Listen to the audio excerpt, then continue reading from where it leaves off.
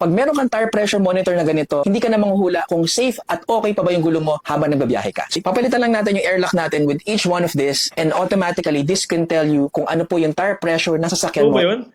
Subukan namin para makita nyo. Hi guys! Meron na naman kaming bagong item. So, this one is TPMS, Tire Pressure Monitoring System. About siya sa kotse, hayaan ko na lang siya mag-explain. Okay, so guys, TPMS nga, no? So para sa mga drivers dyan, no? So may mga may-ari ng kotse. Kapag yung kotse nyo wala pang TPMS or Tire Pressure Monitoring System, perfecto para sa inyo, no? Gawin lang is ikakabit lang yung, parang ito yung pito ng gulong. Kaya kailangan ipa-install, no? Ikakabit nyo na lang.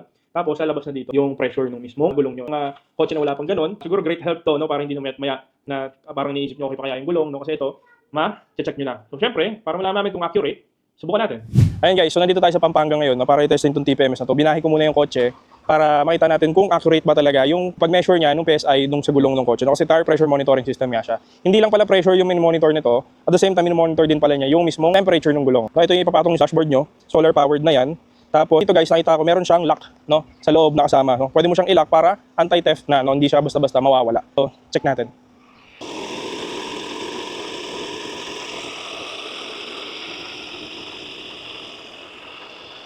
Ayan, so, diyan ko kinabit kasi nga front right, di ba? So, gagawin ko lang to dun sa apat na gulong, tapos balikan ko kayo dun sa loob ng kotse para makita or pakita sa inyo kung gumagana ba siya.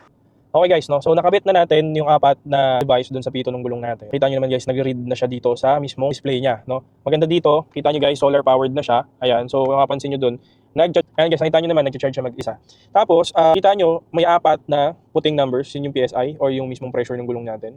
35, 35, 36, 33. So, kung ano yung pwesto, yun yung pwesto ng gulong na mini-measure niya. Basta make sure na tama yung pagkabit natin doon sa device, doon sa mga pito. Kasi again, may indicator naman kung saan siya ikakabit.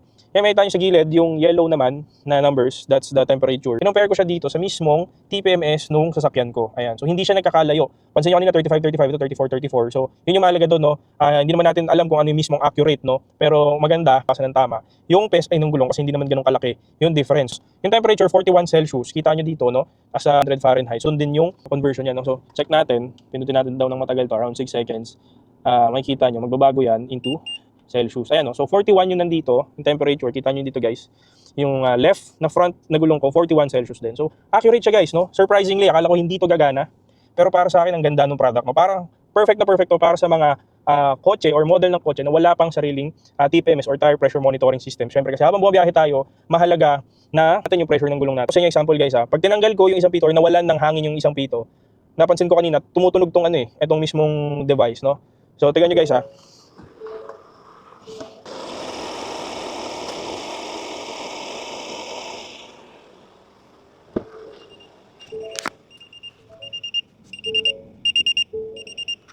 Ayan guys, so tinanggal ko kasi isang pito, so tumunog siya. So kapag kunyari nasa biyahe kayo, naflatan kayo, malalaman nyo kaagad, no? Ito na yung mismong magsasabi sa inyo na naflatan kayo. Okay guys, so nakita nyo naman kung gaano kaganda yung product guys, no? So wala na akong ibang dadagdag na sabihin, kundi para sa akin, it's a buy.